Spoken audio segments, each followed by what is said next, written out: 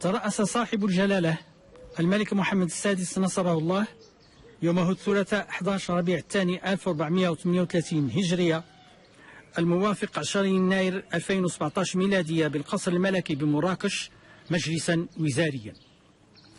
وقد تم تخصيص أشغال هذا المجلس للمصادقة على القانون التأسيسي للاتحاد الإفريقي الموقع بلومي في 11 يوليوز 2000 وبروتوكول التعديلات المتعلق به، وعلى مشروع القانون الذي يصادق بموجبه على القانون المذكور. وتندرج هذه المصادقة في إطار تفعيل القرار السامي الذي أعلن عنه جلالة الملك حفظه الله في خطابه الموجه للقمة الإفريقية 27 التي احتضنتها كيغالي في يوليوز الماضي، والمتعلق بعزم المملكة المغربية العودة إلى مكانها الطبيعي والمشروع داخل أسرتها المؤسسية القارية.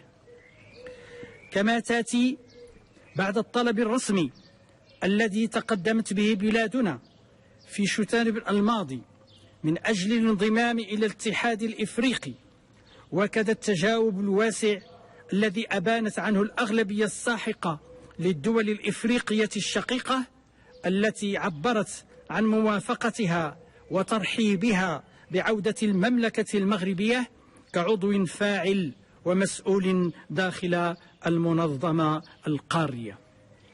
وحرصا من جلالة الملك على استكمال المصاطب القانونية، فقد أكد جلالته على ضرورة تسريع مسطرة المصادقة على القانون التأسيسي للاتحاد الإفريقي، بما في ذلك اعتماده من طرف مجلسي البرلمان. وخلال هذا المجلس الوزاري استفسر جلالته أعزه الله عن ظروف سير المرحلة الثانية من عملية تسوية أوضاع المهاجرين غير الشرعيين بالمغرب، وأثار الانتباه إلى أن تحديد مدة صلاحية بطاقة الإقامة التي تمنح لهم في سنة واحدة يطرح العديد من الإكراهات بالنسبة لهؤلاء المهاجرين، مما يعيق عملية إدماجهم وظروف عيشهم داخل المجتمع كالحصول على سكن أو على قروض أو إقامة مشاريع. وفي هذا الصدد أعطى جلالة الملك تعليماته السامية للقطاعات المعنية قصد دراسة إمكانية الرفع من هذه المدة إلى 3 سنوات وتسريع المساطر وتسهيلها. تفضل صاحب الجلالة الملك محمد السادس نصره الله بإعطاء تعليماته السامية من أجل تحسين ظروف اندماج المواطنين الأجانب بالمملكة خاصة الأفارقة. وذكر بلاغ لوزارة الداخلية اليوم أنه في هذا الإطار وطبقا للتعليمات الملكية السامية ستنتقل مدة صلاحية بطاقات الإقامة إلى 3 سنوات عوض سنة واحدة حاليا، وذلك بعد مرور سنة على تسوية الإقامة بالمغرب، ما عدا في حالة ارتكاب المعنيين أفعالا يعاقب عليها القانون. وأضاف المصدر ذاته أنه طبقا للتعليمات الملكية السامية سيتم أيضا تسريع وتبسيط بأقصى قدر ممكن إجراءات تسليم وتجديد بطاقات الإقامة.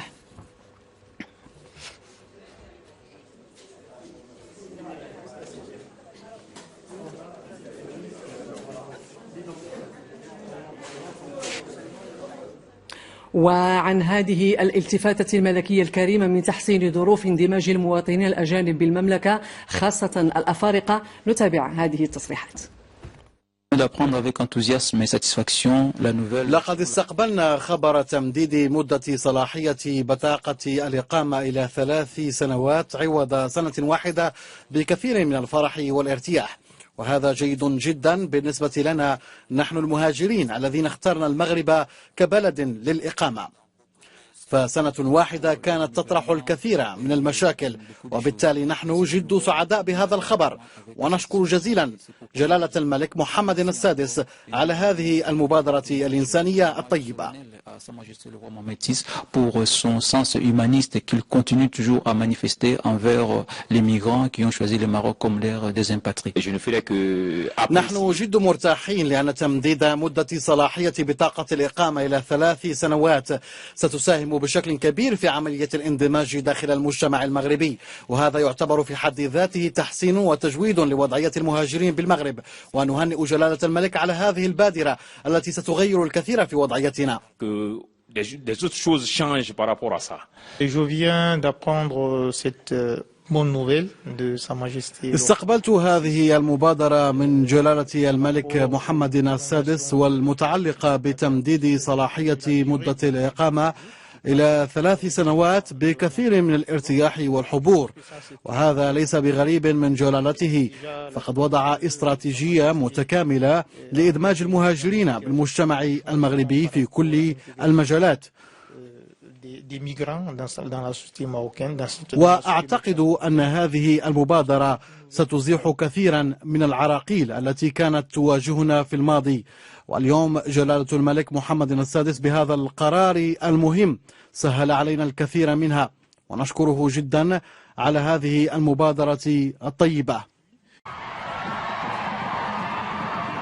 خير عميم تحمله ركاب الزيارة الملكية الميمونة لمدينة مراكش التي تعيش ساكنتها مسرة كبرى، فهي مناسبة لتجديد الإخلاص ومناسبة للقاء مع قائد هذه الأمة الباعث فيها حفظه الله بعمله وجهده ومثابرته وحنكته وبعد نظره روحا أكثر إشراقا. ساكنة حي الملاح بالمدينة العتيقة لمراكش تبارك خطوات العهد الكريم الصاهر على صيانة الطابع المعماري للمدينة القديمة وتتمين رأسمالها اللامادي. والتأهيل الحضري لحي الملاح يأتي في إطار المحافظة على الموروث التاريخي المغربي، ويعكس قيم التسامح والانفتاح الذي يميز المملكة المغربية، فهو يقوم على معالجة البنايات المهددة بالانهيار وهدم البنايات الآيلة للسقوط التي يتعذر تدعيمها أو إصلاحها وتهيئة أزقتها وإحداث مراكز صحية واجتماعية للقرب. برنامج شامل للتأهيل الحضري لحي الملاح يندرج في إطار تنفيذ المخطط التنموي مراكش الحاضرة المتجددة الذي يروم على الخصوص تعزيز الجاذبية الاقتصادية للمدينة الحمراء وتدعيم مكانتها كقطب سياحي عالمي وتحسين مؤشرات التنمية البشرية. ولتعزيز قيم المواطنة وتحقيق تنمية بشرية شاملة ومندمجة تتعزز البنية الصحية والاستشفائية بمدينة مراكش عبر مشاريع طموحة تروم النهوض بالقطاع الصحي وتعزيز بنيته الأساسية وتدعيم مبادئ القرب والفعالية والجودة في كافة الخدمات الصحية المقدمة. ويوازي تعزيز البنيات التحتية الاستشفائية لبنة أخرى أساسية في صرح التكفل الاجتماعي تضمن العدالة في العرض الصحي، أهدافها الرفع من مؤشرات التنمية والرقي بمستوى عيش المواطن. سياسة تكاملية لتوطيد القواعد والبرامج التي تواكب برامج الصحة للجميع. وبحي الملاح بالمدينة العتيقة لمراكش يعطي صاحب الجلالة الملك محمد السادس حفظه الله انطلاقة أشغال إنجاز مشروعين تضامنيين يرومان تعزيز العرض الصحي على مستوى المدينة القديمة لمراكش.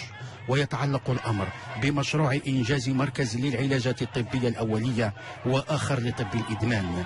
المشروعان اللذان يأتيان لتعزيز برنامج التأهيل الحضري لحي الملاح ستنجزهما مؤسسة محمد الخامس للتضامن باستثمار إجمالي قدره 12 مليون درهم، ويرومان تعزيز العرض الصحي من خلال توفير خدمة صحية للقرب وذات جودة تستجيب لحاجيات المواطنين لا سيما الأشخاص في وضعية هشاشة. ويرم مركز طب الإدمان بحي الملاح الثاني من نوعه المنجز من طرف مؤسسة محمد الخامس للتضامن على مستوى مدينة مراكش حماية الشباب من استعمال المواد المخدرة وتحسين جودة التكفل بالمدمنين وتيسير الولوج لبنيات التكفل، فضلا عن تشجيع انخراط المجتمع المدني والقطاعات الاجتماعية في معالجة إشكالية هذه الآفة. أما مركز العلاجات الأولية المزمع إنجازه بالملاح فيشكل بدوره جزءا من مخطط العمل الذي تنفذه مؤسسة محمد الخامس للتضامن والرامي إلى دعم القطاع الصحي الوطني، وذلك من خلال إحداث شعبة لعلاجات القرب وإدماج مقاربة اجتماعية تكميلية ضمن آليات مصاحبة المرضى المستفيدين وتلبية الحاجة الملحة في مجال الولوج للخدمات الصحية داخل حي يبلغ تعداد ساكنته أكثر من 16,000 شخص. وهكذا سيتوفر هذا المركز الصحي الذي سيشيد على قطعة أرضية مساحتها 630 متر مربع على وحدات للمستعجلات الطبية للقرب والعلاجات الطبية الأولية والوقائية والعلاجية والترويجية ووحدات للأمراض المزمنة. مشروعان صحيان بمدينة مراكش يأتيان لتعزيز العرض الصحي بالمدينة ويشهدان على الدينامية المتواصلة التي يشهدها قطاع الصحة بفضل المبادرات والمشاريع التي انخرطت فيها المملكة المغربية تحت القيادة الرشيدة لصاحب الجلالة، والتي مكنت من مواجهة مختلف التحديات والإشكاليات التي تواجه المنظومة الصحية. عديدة إذن هي النماذج التي تجسد انخراط مؤسسة محمد الخامس للتضامن في الارتقاء بالعرض الصحي والرفع من جودة الخدمات، مما يضمن للمواطن خدمة للقرب تساهم في التخفيف من عبء المرض وتحسين ظروف التكفل والتتبع والعلاج. إذا أعجبك الفيديو لا تنسى الإعجاب والتعليق، ولكي يصلك كل جديد اشترك الآن.